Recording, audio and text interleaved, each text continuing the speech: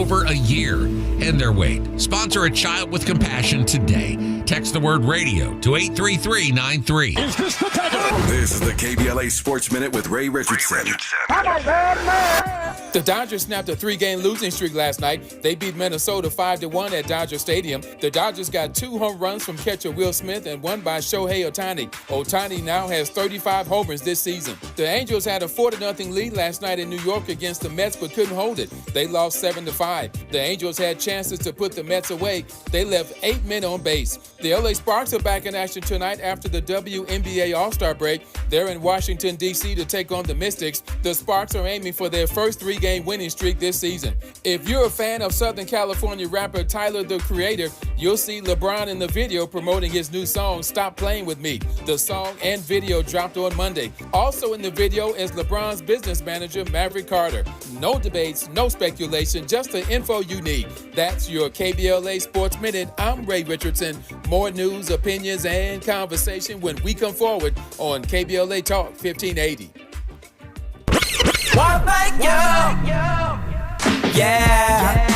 At KBLA Talk 1580, we're proud to be celebrating 4 years on the air, but we know we could not have made it this far without you.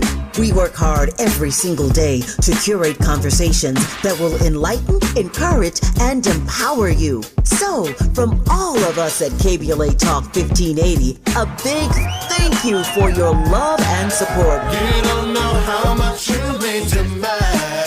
And by the way, if your smartphone did not update automatically, be sure to download our brand new KBLA 1580 app. We think you'll love all the new features, including new ways to send us photos and video in real time, whenever news breaks, while we're on the air. It's a new dawn, a new day for KBLA Talk 1580, and we're glad you're on this journey with us. You never turned away, you were right there.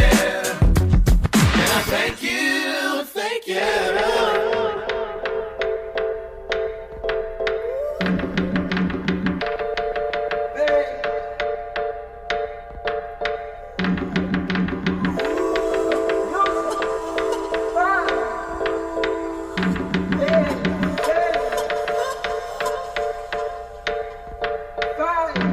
You can feel it in the streets on a day like this. The heat, it feel like summer. I feel like summer. I feel like summer. You can feel it in the streets on a day like this. The heat, I feel like summer. She feel like summer. This feel like summer. I'm Tavis, Smiley. Glad to have you with us in this hour of our program today.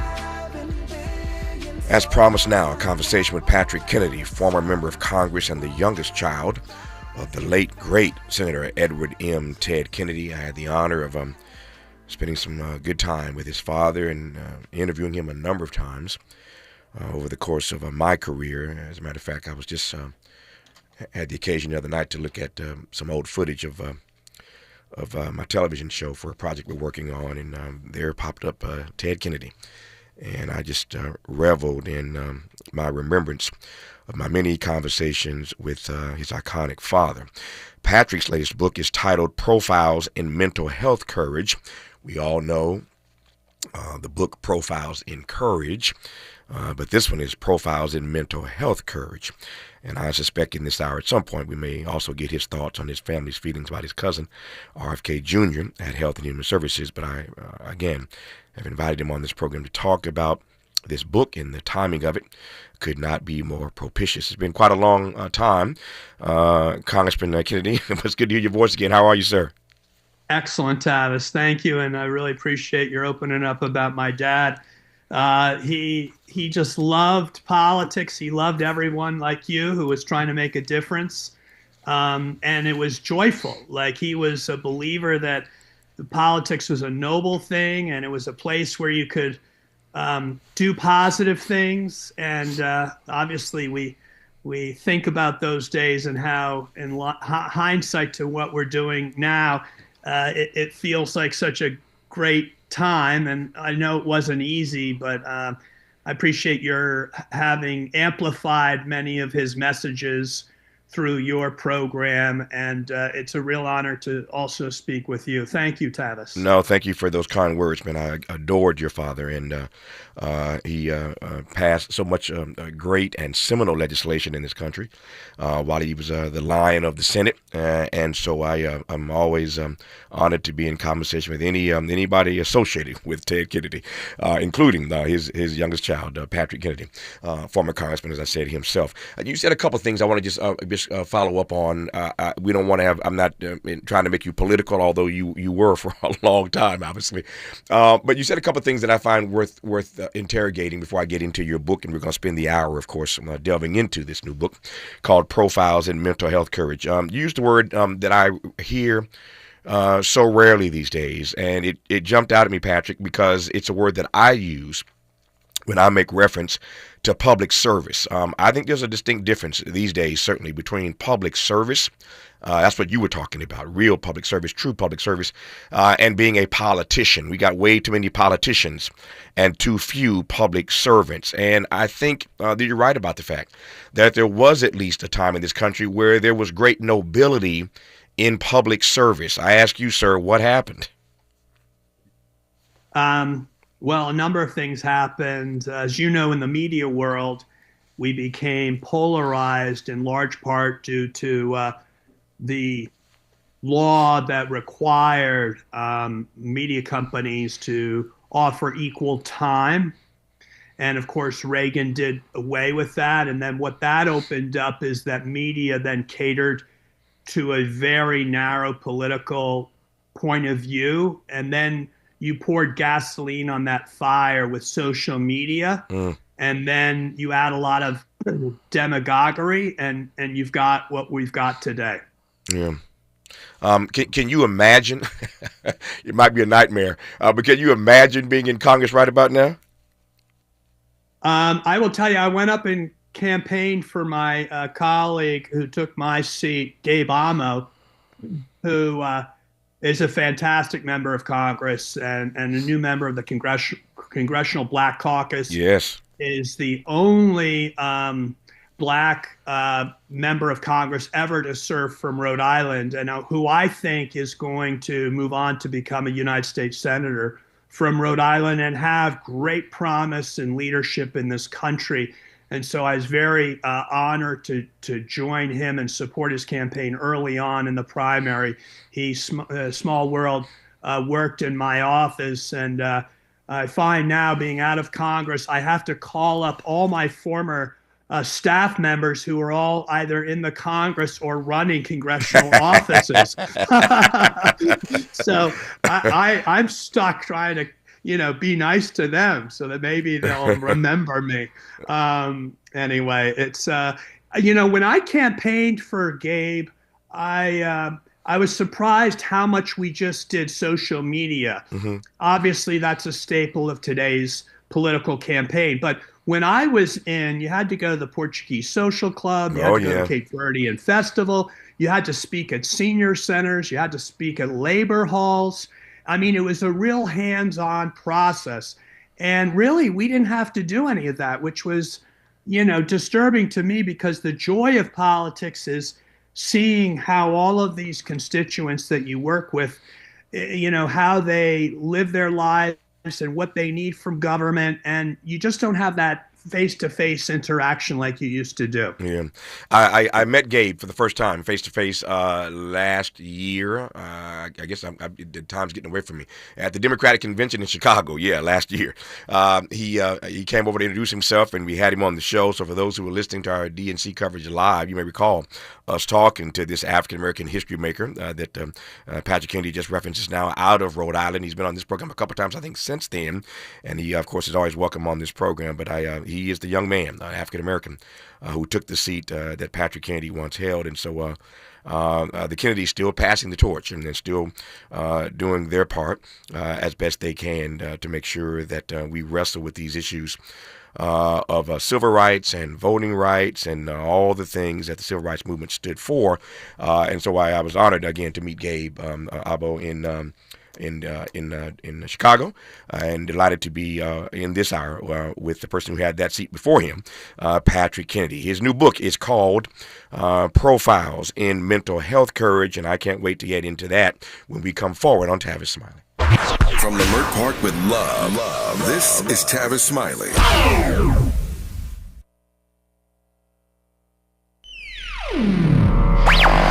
All I need is one mic. With the KBLA Talk 1580 guest editorial, I'm Martin Gordon, chair of the Pasadena Community Coalition. Recently, I listened to a Tavis Smiley show conversation with James Farr.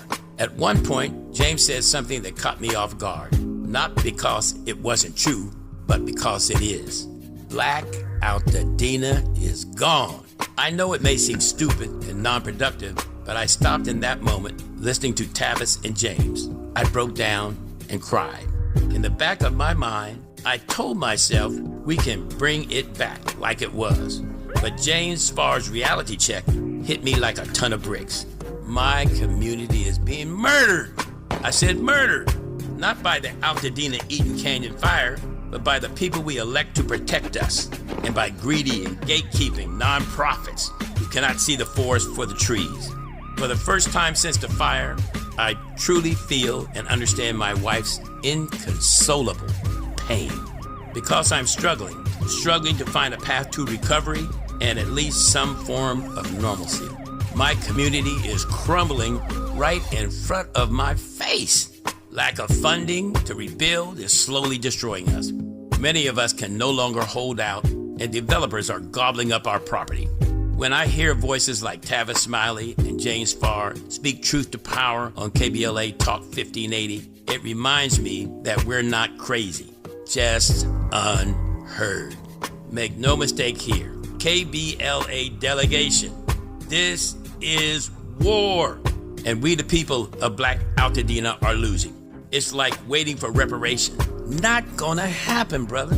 In this new orange man world, no one, no entity is persuaded by right or wrong. There is no consequence for doing the wrong thing, and no accolades or support for doing the right thing. Will war-torn Black Altadena survive? Your guess is as good as mine. But what have I got to lose? I'm in my 70s and don't have time to wait. Dr. Martin Luther King Jr. once suggested that riots break out when people have no hope. But there's nothing left to burn down in Altadena. I wish I could say I remain hopeful that my beloved community will rise again like a phoenix from the ashes. I wish I could. With a KBLA Talk 1580 guest editorial, I'm Martin Gordon, chair of the Pasadena Community Coalition. Pasadena Community Coalition at gmail.com. Reach out to me. As always, we welcome your feedback.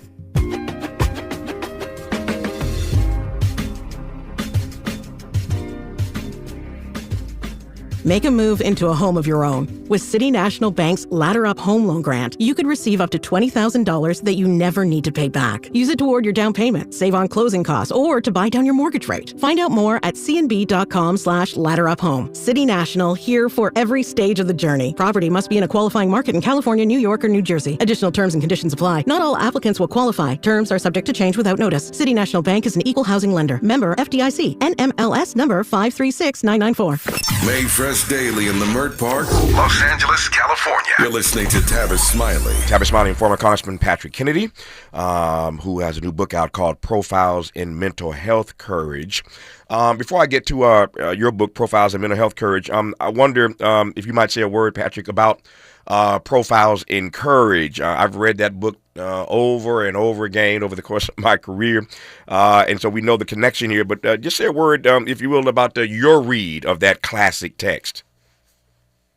Well, it wasn't until I wrote this book that I obviously wanted to look back at that original book. And when I did, I found that most, if not all, of the senators that, then Senator John F. Kennedy profiled all had their own mental health stories. And of course, none of them was really known or made mention of in the history books. I had a partner in this effort who was a fantastic researcher, and he found out that the Adams presidents suffered tremendous alcoholism and suicide in their family. One of the brothers of the second Adams, President Adams, lost his brother to suicide. And of course, that's the President Adams I's son. And so anyway, and then there was a number of other senators who lost their family members to suicide. I mean, it was Lamar Smith was one of the folks. And then you had other senators who were made fun of because of their alcoholism. My point is that, this has been around forever. And, that's the irony, is that he featured these senators for their political courage, but for kind of in the backdrop, they all had their own mental health stories and addiction stories, just like the rest of us. Yeah, just like the rest of us. Tell me how mental health became an issue about which you were so passionate.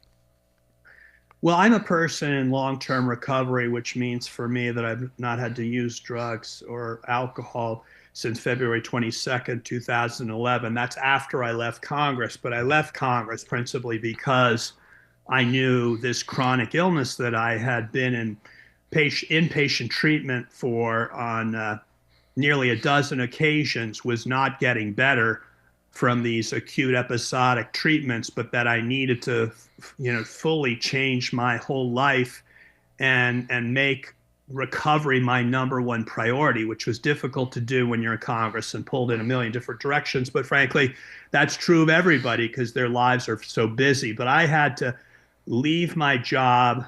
I was fortunate not to get tossed out or leave under a cloud of scandal. And that was part of the reason I wanted to get out before I was forced out. I changed where I lived. I eliminated all my contacts in my phone. I started in a totally new place, and all I did was go to 12-step meetings. So little by slowly, days, weeks, months started to get together. And then my life started to get improve. I ended up getting married. Now today I have 5 kids. I have a tremendous life that's very full, but I go to meetings still every day. I try to help the next suffering alcoholic or anybody. In fact, a neighbor of mine right now, yesterday came up to me and was really in tough position, really, with his business going south and very worried. And I was able to talk to him, and he doesn't have a program. I need a program because I'm a alcoholic, but I was able to share with him some of the lessons I learned in recovery that helped make life more bearable for me. And I could tell it was helpful to him. And I am just so grateful today I can be of use to other people. And of course, I felt better because I was helpful to him. There's no miracle in all of this, Tavis. It's helping others, because that's how we get relief from our own bad neighborhood, which exists in between our two ears, and often is the thing that gets us in so much trouble in our lives. So anyway, I grew up also in an alcoholic family, Tavis. My dad suffered. Yeah. He obviously suffered incredible trauma due to the assassinations of both of his brothers, John and Robert Kennedy. He experienced so much other trauma with all other events in his life. And, he also demonstrated that you can suffer from this illness and still be enormously productive. Yeah. And so the big misnomer in society is that you're not an alcoholic unless you're, on the street corner with a, brown bag and alcohol in it, or destitute. A lot of people are suffering out there who are very successful in their outward lives, My mother, on the other hand, was paralyzed by her alcoholism, as her own mother was, and her sister was, her only sister. And my grandparents got divorced in the 50s when that was unheard of. My grandmother on my mom's side died 61, and she wasn't found in her apartment for over a week. And the reason being is that when you have this disease, you isolate from everyone around you. And, it had profound impact on my mom. My mom never spoke about her mother.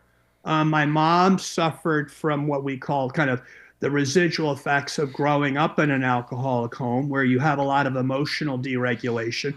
You're not open to talking about these things. You keep them stuffed.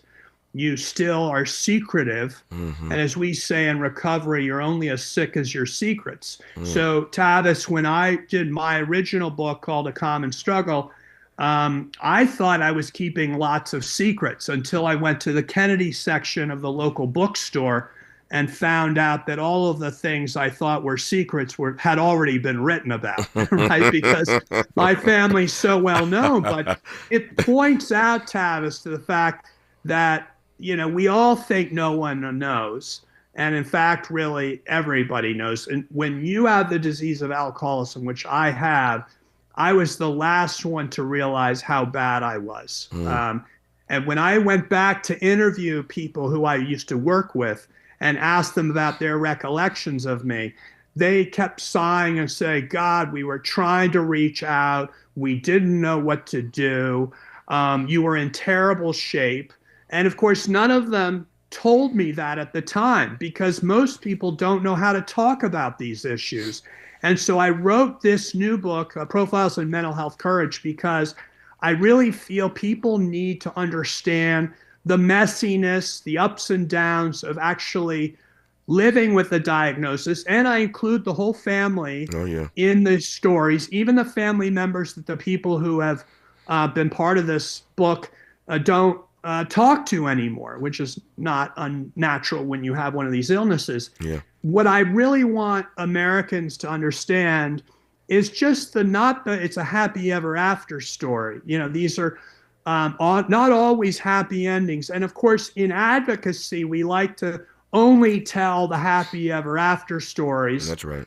Because it's too scary to acknowledge that, often there aren't happy endings. But the key is that people struggle, and it's important for more Americans to identify this and know that they're not alone. If they're out there right now listening to this radio program, as everyone knows, this is a common struggle. Every single family in America deals with it. And if we have more people understanding what the nature of this struggle is, then ideally, Tavis, we have better public policies to help address the situation. I want to come to that public policy conversation later in this dialogue. I promise you. Put a pin in that. We'll get to the public policy piece. But I want to just pause for a second here, because I'm listening, and this conversation is riveting to me. I did not want to interrupt you at all, and still don't, because I want to hear more of what you have to say, Patrick. But I'm also, as you're talking, looking. I'm in the studio. I can see all of our socials, and people are commenting and listening, and you have their rapt attention right now. And I want to just pause for a second and ask you how you became so brave. And I mean that sincerely. I know how humble you are as a person, but I use that word brave intentionally and deliberately and unapologetically, because to come on a national radio program to talk about a book you've written, wherein you are as transparent as anybody I've ever interviewed or talked to, and your name just happens to be Kennedy, that's not easy to do. So I wonder if you might just say a word about how you got on the path to being so brave, to being so open, to being so transparent about your own struggles. Well, I recall President Kennedy, who was obviously a war hero in the South Pacific in World War II. They asked him how he became a war hero, and he answered very matter-of-factly, "They sunk my boat." Right? I mean, so in my case, Tavis, what happened to me is the guy that I went to rehab with sold his story to the National Enquirer. Yeah. For $10,000. I ended up on the cover of the National Enquirer, best picture you could pick out of the lineup for me. Mm-hmm. And I thought my political career was over because this was early in my political career. But something happened in my area in Rhode Island. The only thing that they hated more than drug addicts were people who ratted on drug addicts. So, yes. so I was reelected, Tavis, and here's the miracle of God working in my life. I was able, when I got to Congress, to put my name on this very important bill called the Mental Health Parity and Addiction Equity Act, which does nothing more than require insurance companies to pay for these illnesses, just like they would diabetes or cardiovascular or any other disease.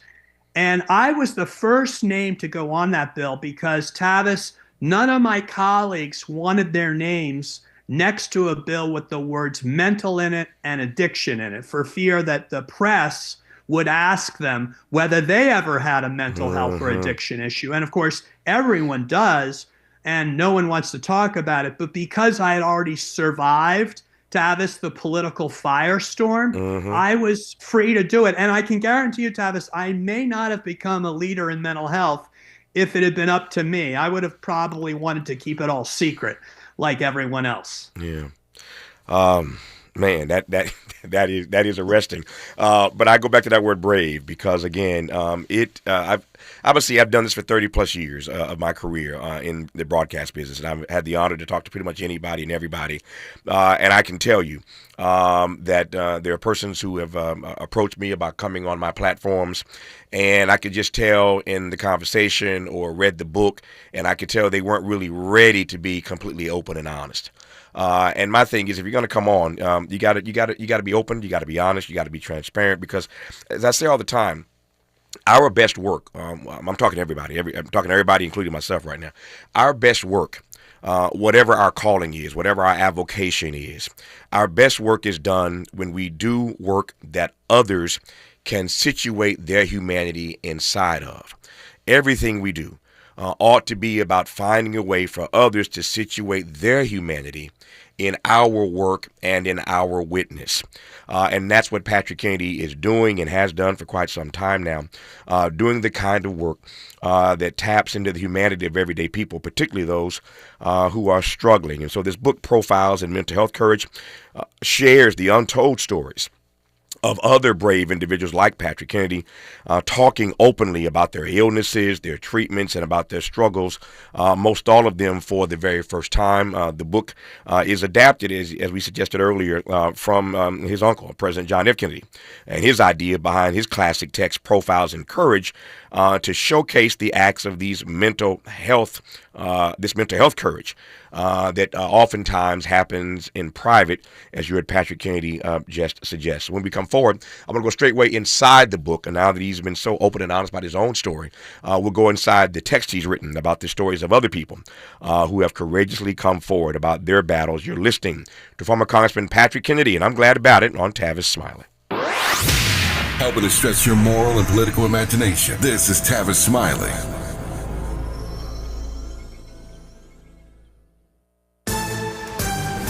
I'm Bree Wood with BIN News Now. Black D.C. Mayor Muriel Bowser is brushing off President Trump's threat to block a stadium deal unless the Commanders revert to the Redskins name. We need to complete our part so that we can start earning the tax revenue that will come when we deliver the Commanders Stadium. Team owner Josh Harris says the name's not changing.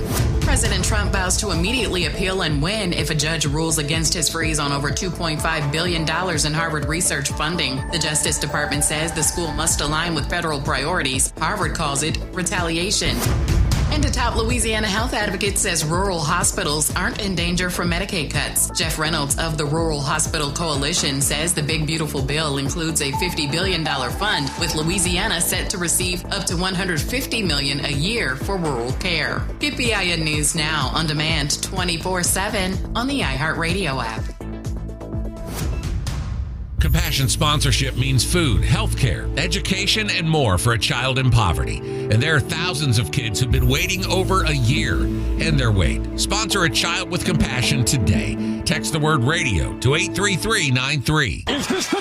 This is the KBLA Sports Minute with Ray Richardson. The Dodgers snapped a 3-game losing streak last night. They beat Minnesota 5-1 at Dodger Stadium. The Dodgers got 2 home runs from catcher Will Smith and one by Shohei Ohtani. Ohtani now has 35 homers this season. The Angels had a 4-0 lead last night in New York against the Mets but couldn't hold it. They lost 7-5. The Angels had chances to put the Mets away. They left 8 men on base. The LA Sparks are back in action tonight after the WNBA All-Star break. They're in Washington, D.C. to take on the Mystics. The Sparks are aiming for their first 3-game winning streak this season. If you're a fan of Southern California rapper Tyler, the Creator, you'll see LeBron in the video promoting his new song, Stop Playing With Me. The song and video dropped on Monday. Also in the video is LeBron's business manager, Maverick Carter. No debates, no speculation, just the info you need. That's your KBLA Sports Minute. I'm Ray Richardson. More news, opinions, and conversation when we come forward on KBLA Talk 1580. At KBLA Talk 1580, we aim to foster enlightening, sustainable, restorative dialogue, and we welcome unapologetically progressive viewpoints that empower fellow citizens. We are now accepting submissions for KBLA Talk 1580 guest editorials like this one. With the KBLA Talk 1580 guest editorial, I'm Martin Gordon, chair of the Pasadena Community Coalition. Recently, I listened to a Tavis Smiley show conversation with James Farr. James said something that caught me off guard. Black out the Dina is gone.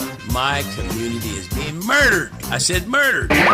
All you have to do is go to our website homepage at KBLA1580.com and click on the icon that says KBLA Guest Editorials to learn more about our editorial standards and content submission guidelines. As long as the topic aligns with our mission, we are happy to review your submission and consider it for broadcast. We can't make any promises, but we want to amplify progressive perspectives that are community-focused and solution-oriented. So, go to KBLA1580.com right now to download all the information you need about our guest editorials. At KBLA Talk 1580, we've got your black.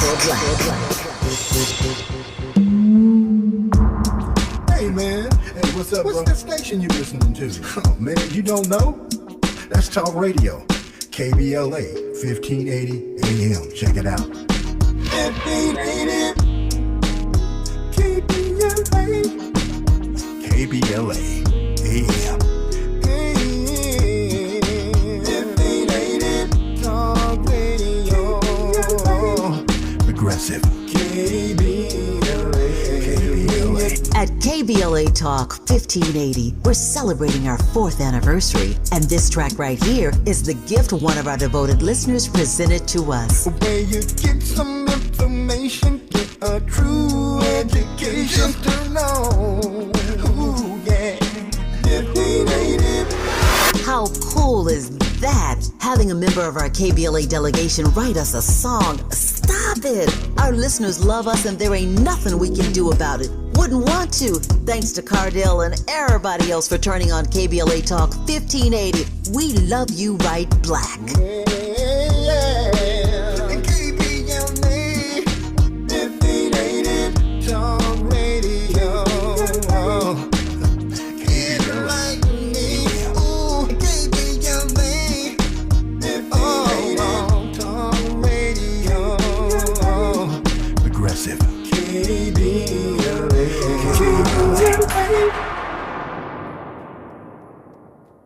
Paid for by government.com. Did you know? The United States Mint has issued a new Morgan silver dollar coin in proof condition for the first time. Not only that, they are also minted in 99.9% pure silver for the first time ever in history. Coin experts are calling this an amazing opportunity for anyone that knows the enduring popularity of Morgans. But you must hurry. Only 400,000 of these legal tender silver dollars were issued. These first ever Morgan silver dollars are brand new with stunning mirror-like finish, Minted by the iconic San Francisco Mint. Call now and you're guaranteed a new first ever 99.9% pure silver proof Morgan dollar. To learn more, call 1-800-973-9717. If you order now, you will receive a free coin collector bonus pack, a $25 value, free with every order. Call 1-800-973-9717 now to secure your new Morgan silver dollars before they are gone. That's 1-800-973-9717.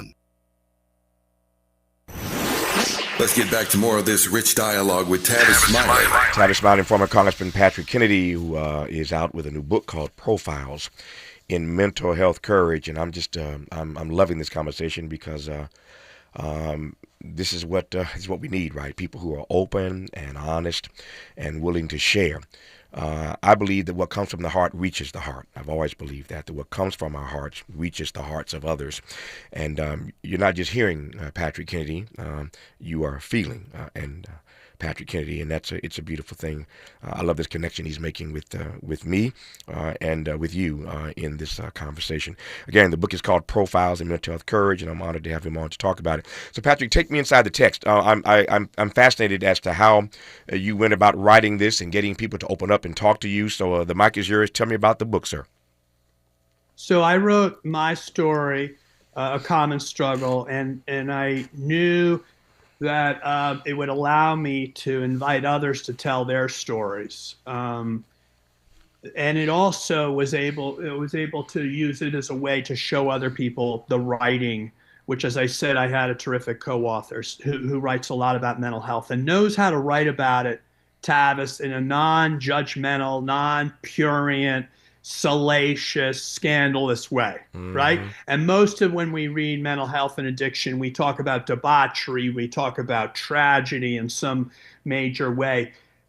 There's plenty of tragedy in mental health and addiction, and it's sometimes in very subtle ways. So I talked to my cousin, Mark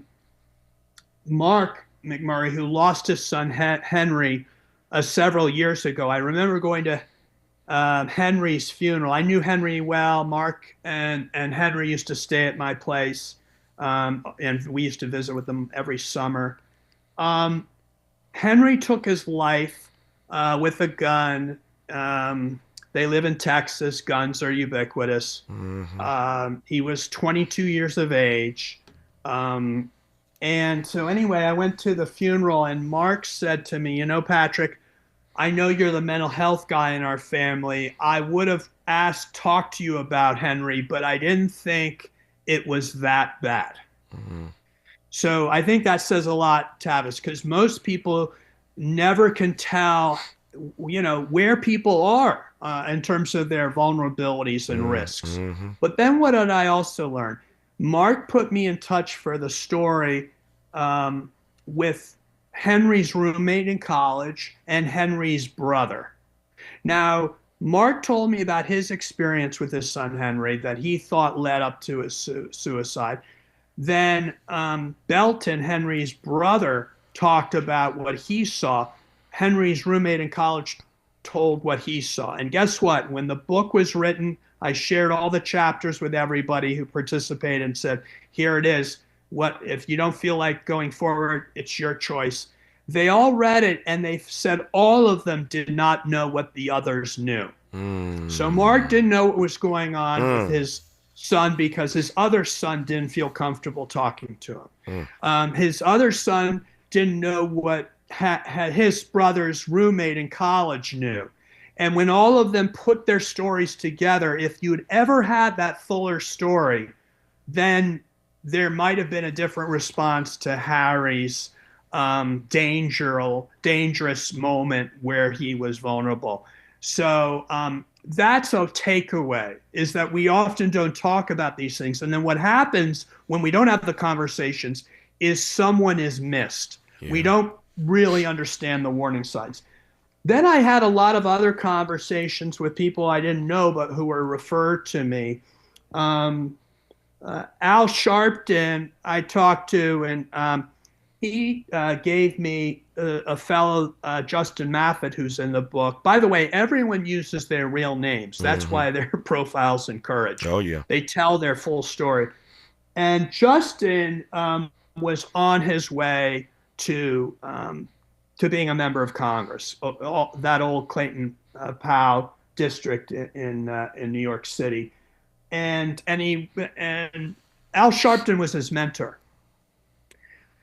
Justin had a psychotic break, bipolar, and ended up in jail, was like arrested outside the White House, was arrested in front of the CIA, the usual kind of paranoia that accompanies psychosis of either bipolar or schizophrenia.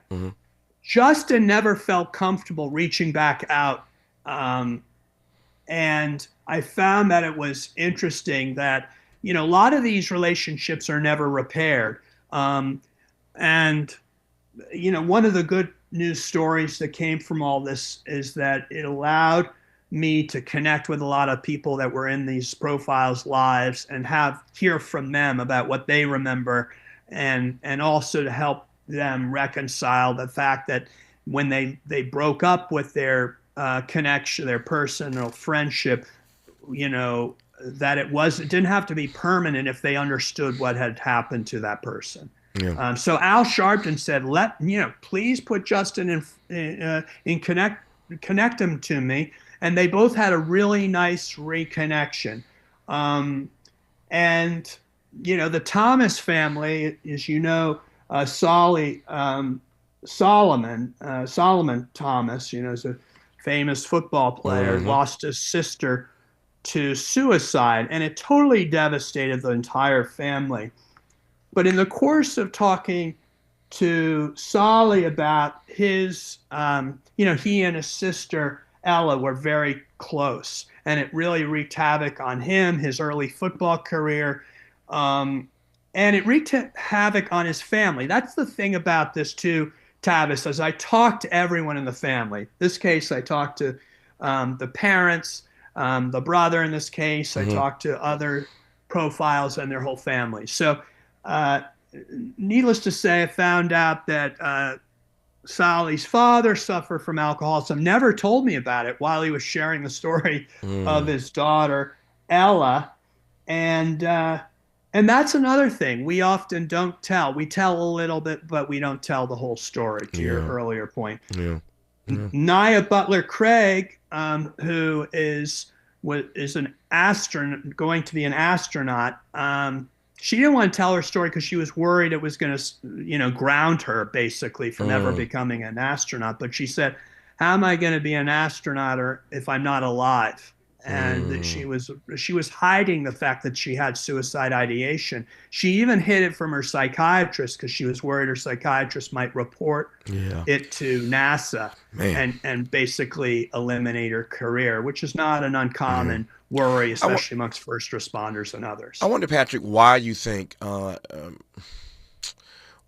mental health is so taboo even still in this country. I mean, the data is incontrovertible. We're all struggling. We're all trying to make it through. Many people these days, unlike in the days past, talk openly about their therapist and going to see their therapist. So I think we're making progress in that regard. But why is the subject matter of mental health still so taboo today? Well, in part because it's not normalized. The thing I worked on in Congress is to just treat mental health like you would any other illness. Screen for it. I get screened for skin cancer, all the other, because I got cancer in my family. I get screened for other cholesterol, and because that's just the normal way of health checkups. Mental health has never been included in all the rest of healthcare. So everyone feels like it's something that isn't medical. They think that it is your personal moral failing. And we still kind of treat it as such. We're not treating, we put up with enormous denial rates of mental health.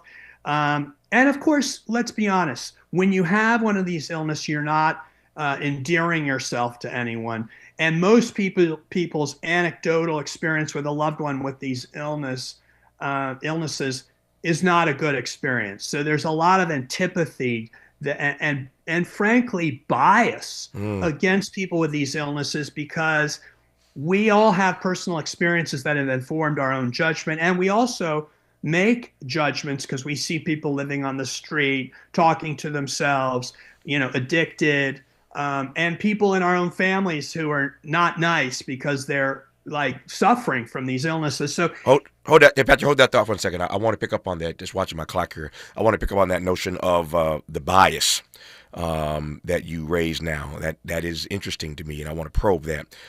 The bias that we have against those persons who are in fact struggling. We'll talk about that with Patrick Kennedy when we come forward on Tavis Smiley. From California to the Carolinas, everybody's listening to Tavis. More when we come forward.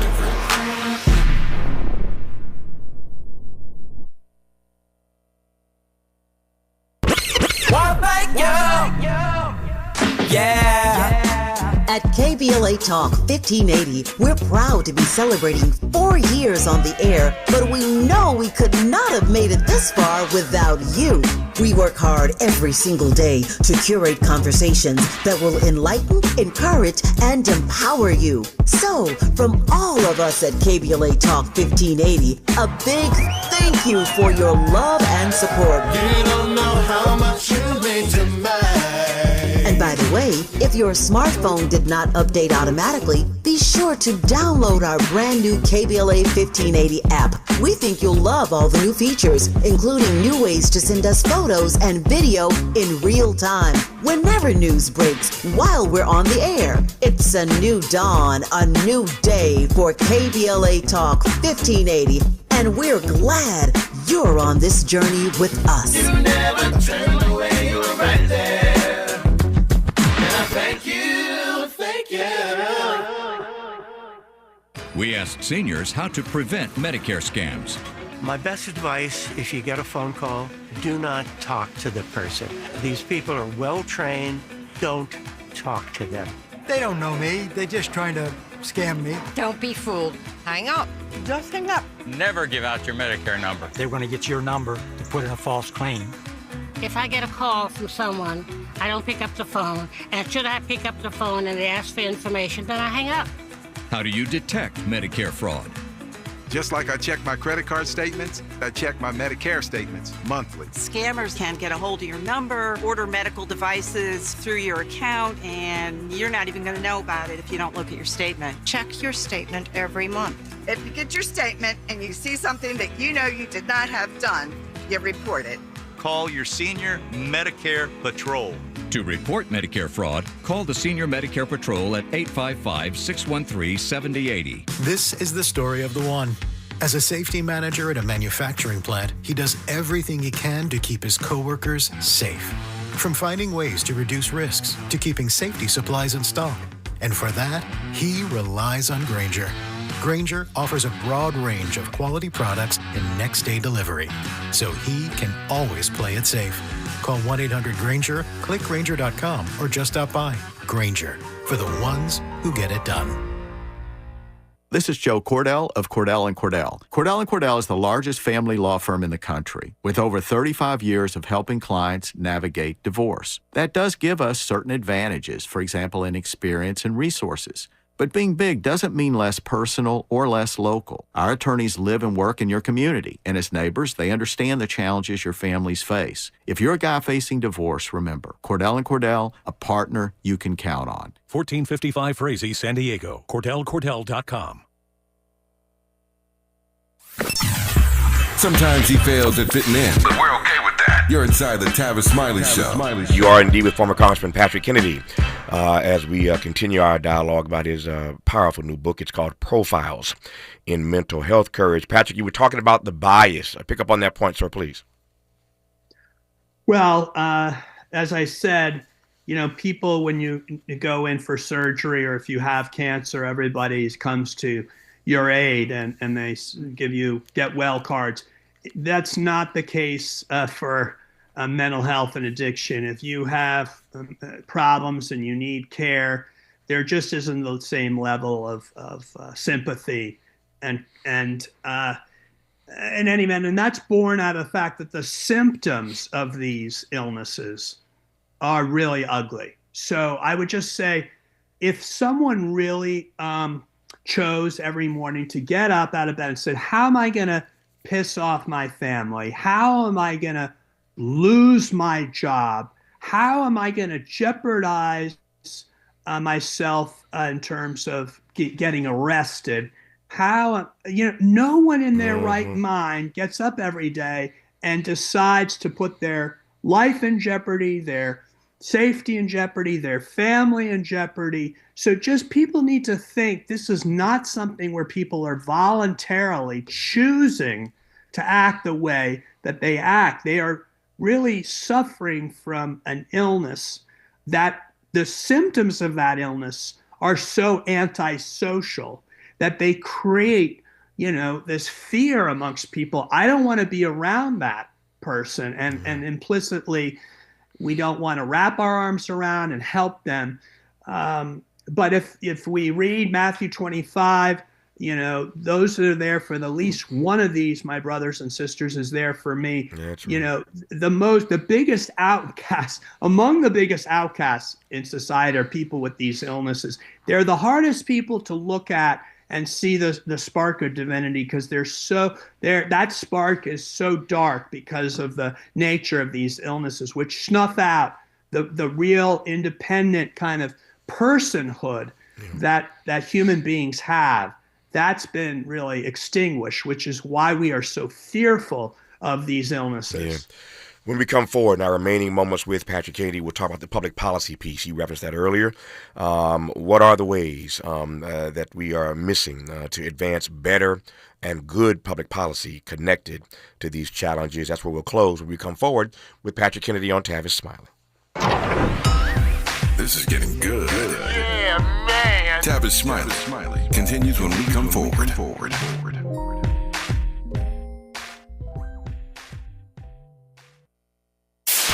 KBLA Talk 1580. We've got a lot to talk about.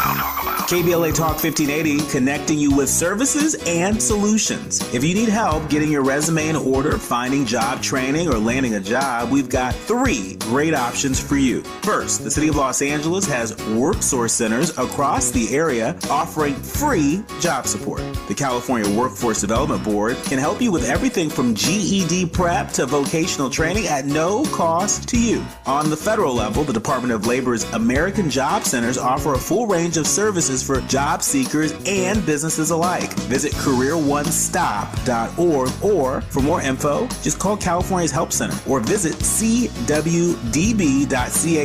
or call 916-657-1440. For the City of Los Angeles programs, go to ewd.lacity.gov or call 213-744-7300. All these services are free to help you get your next job.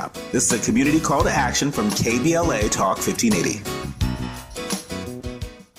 My mom has decided to learn to paint, and she's good. My dad's now into creative cuisine, and I've already put on 6 pounds. Learning new things comes with age. My mom, she started forgetting my name and what we're talking about. Forgetting well-known things doesn't. Memory loss may be a sign of Alzheimer's disease. Early detection gives you and your loved one time to plan for the future. Learn the warning signs of Alzheimer's at 10signs.org. Brought to you by the Alzheimer's Association and the Ad Council. Do you owe $10,000 or more in credit card debt or personal loans? With credit card debt at all-time highs, Debt Relief Advocates is urgently notifying consumers of debt relief now being made available, designed to aid consumers with out-of-control credit card debt. Those who qualify and enroll for this relief program will only have to pay back a fraction of what they owe. This is not bankruptcy or a debt consolidation loan. This is a relief program that credit card companies would rather you not know about, as it ends your debt nightmare and saves you lots of money. Consumers owing at least $10,000 in credit card debt or personal loans can now take advantage of this debt relief as the cost of living skyrockets. Debt Relief Advocates has established a relief hotline for you to call to learn what debt reduction you may qualify for. For this free information, call 800-433-8909. 800-433-8909. That's 800-433-8909. Or simply visit godra.com. If you're like me, 60 and retired, making ends meet, especially here at the supermarket and drugstore, is tough. I'm so blessed to have found benefitscheckup.org. It's a free and confidential website from the National Council on Aging that connected me to $1,200 a year in programs that help pay for food, medicine, utilities, and more. Maybe it can help you. benefitscheckup.org.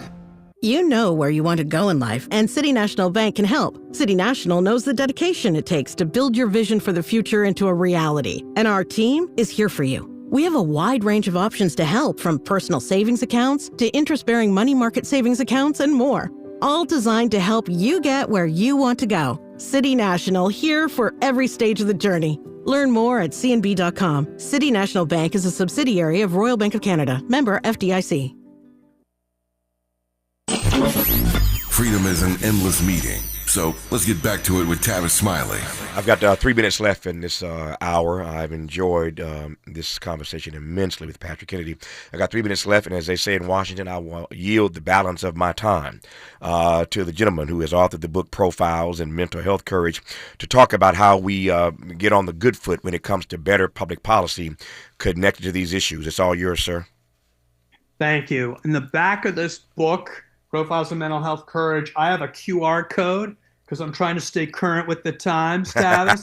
And on that QR code is a list of all the policies anyone needs to know can change this country and the terrible public health crisis that we're in with our mental health and addiction, particularly the growing challenges for our kids. And by the way, Tavis, we're not making it easier on our kids. We're commercializing marijuana as opposed to decriminalizing it. There's a big difference, Tavis, between making it a for-profit industry, which is targeting our kids and those who are vulnerable, and decriminalizing, which is basically saying we're not going to send people to jail. Big difference. We are introducing sports betting. Tavis, the new information shows the highest correlation to suicide, especially amongst young men, is gambling addiction. Very underreported. It's going to get worse with the expansion of sports betting.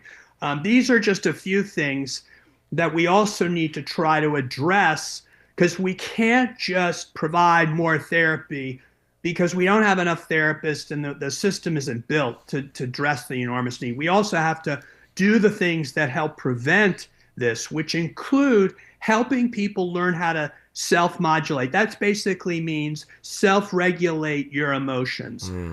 Because I'm in 12-step recovery, I understand how to help deal with those intrusive thoughts in my brain that are negative. I know how to deal with that. We need to teach more people, especially our kids who are running into toxic stress, how to manage their, quote, amygdalas. Their amygdalas are their reptilian brain. Basically, it's the thing where it's emotional and it's passion, it's anger, it's frustration. And we need to develop the ability that their prefrontal cortex, which is their cognitive ability to override their, panic and basically say, hey, that is not rational. And then here's the tools that I can take to help me survive. These are the things, amongst many others, Tavis, that we need to do more. And if we do, we're going to have a healthier population. Thank you so much for having me on. Oh, man. Thank you for coming on. I was delighted when I saw that you'd accepted our invitation to come on, and I'm even more grateful now that we've had this experience of being downloaded in this hour about this book, Profiles in Mental Health Courage. I highly recommend it, but after this conversation, I ain't got to convince you to go buy this one for yourself or somebody you know or love or care about. It's called Profiles in Mental Health Courage, written by our guest in this hour, former Congressman Patrick Kennedy. Patrick, thank you for your work and your witness. I mean that sincerely, so I am honored to have had you on this program. Thank you, Tavis. Wonderful to be with you, and congratulations on an incredible career that you've had. More of Tavis Smiley when we come forward. KBLA 1580 Santa Monica. I'm Bree Wood with BIN News Now. Black D.C. Mayor Muriel Bowser is brushing off President Trump's threat to block a stadium deal unless the Commanders revert to the Redskins name. We need to complete our part so that we can start earning the tax revenue that will come when we deliver the Commanders Stadium. Team owner Josh Harris